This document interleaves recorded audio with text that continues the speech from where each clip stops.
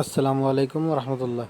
ঢাকা চট্টগ্রাম মহাসড়কে অবস্থিত মিরসরাই উপজেলা এটি পার্বত্য চট্টগ্রামের বেশ পরিচিত একটি উপজেলা। এই মিরসরাই চট্টগ্রাম ও নোয়াখালীর প্রবেশদ্বার হিসেবেই খ্যাতিপ্রাপ্ত। এটি চট্টগ্রাম শহরের খুব নিকটতম একটি উপজেলা। মিরসরাই লোকদের কথাবার্তায় রয়েছে নোয়াখালী ভাষার একটু ছোঁয়া। তা যাই হোক, এই মিরসরাই খ্যাতির আরেকটি অন্যতম কারণ হচ্ছে এটি পাহাড়ি পার্বত্য অঞ্চল দিয়ে ঘেরা, আর এখানে রয়েছে বেশ অসংখ্য কিছু ঝর্ণা যা পাহাড়ি বর্ষাকালে পাহাড়ি পানি দিয়ে ভরে থাকে। অসংখ্য ঝর্ণাগুলোর মধ্য থেকে আজ আমরা দেখতে চলেছি মিরসরাই উপজেলার নয়দুয়ারি বাজারে অবস্থিত নাপিত্যছড়া একটি ঝর্ণা। এই ঝর্ণায় রয়েছে ধাপে ধাপে 4টি বিশাল ঝর্ণা, যেটি আজ আমরা দেখতে যাচ্ছি। আজ 20শে আগস্ট 2025, বাংলাদেশের সরকারি ছুটির ঘোষণায় ঢাকা চট্টগ্রাম মহাসড়কে গাড়ির চাপ তুলনামূলকভাবে কম থাকায় আমার সফরসঙ্গী নুরুজ্জামান বাইকটি নিজের একটি গতিতে চালিয়ে যাচ্ছে মিরসরাই নাপিতছড়ার ঝর্ণার উদ্দেশ্যে। কিছু যাত্রীবাহী গাড়ি নিজ গন্তব্যে দ্রুত পৌঁছানোর জন্য একে অপরের সাথে প্রতিযোগিতায় লিপ্ত। এগুলো দেখতে দেখতে আমরা আমাদের গন্তব্যস্থানে পৌঁছে গেলাম। মিরসরাই নয়দুয়ারি বাজার পৌঁছতে না পৌঁছতেই আমরা সম্মুখীন হয় গুরু গুরু বৃষ্টির। যাই হোক, আমরা নয়দুয়ারি বাজার নাপিতছড়া ঝর্ণার গেটে পৌঁছে গেলাম। এই হচ্ছে নাপিতছড়া ঝর্ণার গেট, যা দেখে আপনারা ভিতরে প্রবেশ করতে পারবেন। আর এই গেটের পাশেই রয়েছে অসংখ্য ছোট ছোট ভাত ঘর, যেখান থেকে আমরা দুপুরের খাবার সেরে নিলাম ভাত, ভর্তা, ডাল ও মুরগির মাংস দিয়ে। দুপুরের খাবার শেষে আমরা আবার নিজ গন্তব্যস্থান ঝর্ণার উদ্দেশ্যে রওনা দিলাম।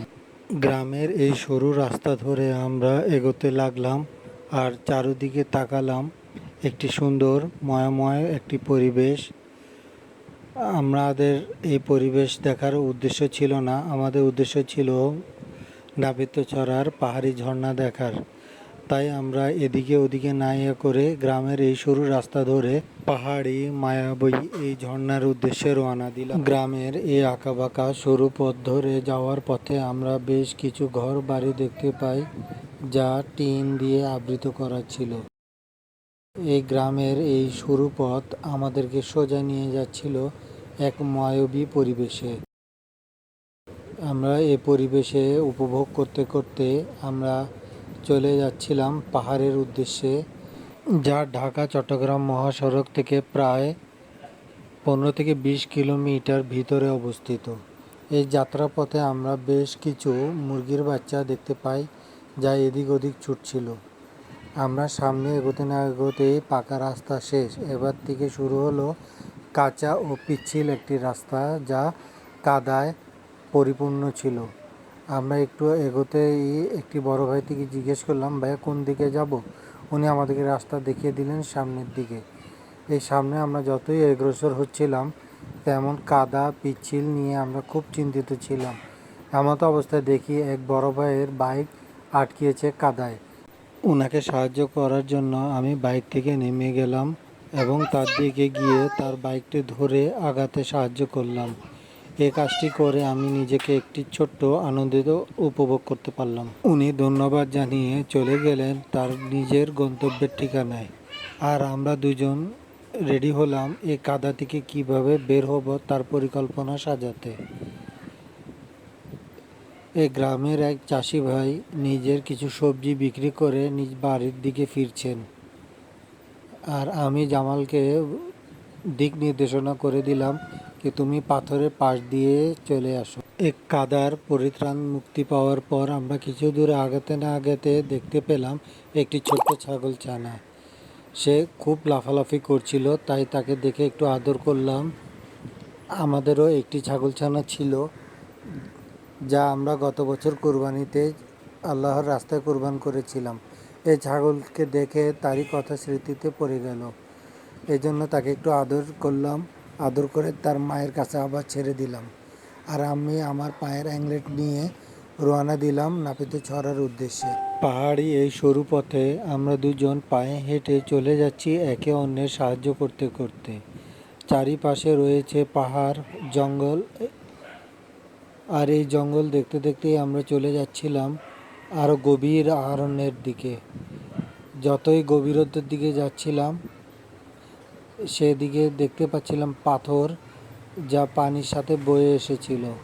এই পাথরগুলো অতিরিক্ত পিচ্ছিল, যাতে আমাদের পা স্লিপ করছিল, আর সাবধানতার সাথে আমরা এগোচ্ছিলাম।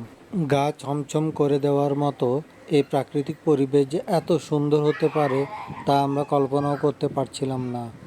যেমন একদিকে যতই সুন্দর এই প্রাকৃতিক পরিবেশ, অন্যদিকে এর ভয়াবহ একটি রূপও রয়েছে। কিছু দূর এগোতে না এগোতে আমরা দেখেছিলাম একটি সাপ যা এই পাথর দিয়েই চলে গেছিল, কিন্তু ক্যামেরা বন্ধ থাকার কারণে আমরা এটাকে তুলে ধরতে পারলাম না। তাই আমরা ওদিকে আর সময় নষ্ট না করে পাহাড়ের গভীর অরণ্যের দিকে উদ্দেশ্যে রওনা দিলাম। উদ্দেশ্যে যাওয়ার পথে এরকম ছোট ছোট গিরিখাত অনেকগুলোই চোখে পড়ে। তা যাই হোক, আমরা আরও গভীর অরণ্যের দিকে এগিয়ে গেলাম। যাওয়ার পথে এরকম বেশ কিছু ছোট ছোট গিরিখাত এর দেখা মিলে, যার পানিগুলো পাহাড়ের ঝর্ণা থেকে বয়ে আসছে। এই ঝর্ণাগুলোর অতিক্রম করতে আমরা এই ঝর্ণার ভিতর দিয়ে যাওয়ার সিদ্ধান্ত নিই। এই পানি দিয়ে আমরা চলে যাচ্ছি এর মূল ধারায়। সামনে কিছু ছেলেরা ঝর্ণা থেকে গোসল করে চলে আসছে। কথাবার্তা শেষে জানতে পারলাম তারা সুদূর ঢাকা থেকে এসেছিল বাইক রাইডের মাধ্যমে। যাই হোক, আমরা আরও গভীরে যাওয়ার সিদ্ধান্তে অটল। এই গিরিখাদের এই পানি ধরে আমরা ঝর্ণার খোঁজে চলে গেলাম আরও ভিতরে। এই ঝর্ণা পর্যন্ত যেতে এরকম পাহাড়ি খালগুলো পাওয়া যাবে প্রায় 20 থেকে 25টি। এদিকে এসে আমরা দুজনেই সিদ্ধান্ত করি কোন দিকে যাব, কারণ এর পথে আমরা কখনো আসিনি। দুজনেই সিদ্ধান্ত নিলাম আমরা পানি পথ দিয়ে বামের দিকে চলে যাব, যেটি আশা করা যায় ঝর্ণার দিকে। কিন্তু রাস্তা আমরা ঠিকই বুঝতে পারছিলাম না, তাও আমরা পানি ধরে ঝর্ণার দিকে যাওয়ার এগিয়ে গেলাম।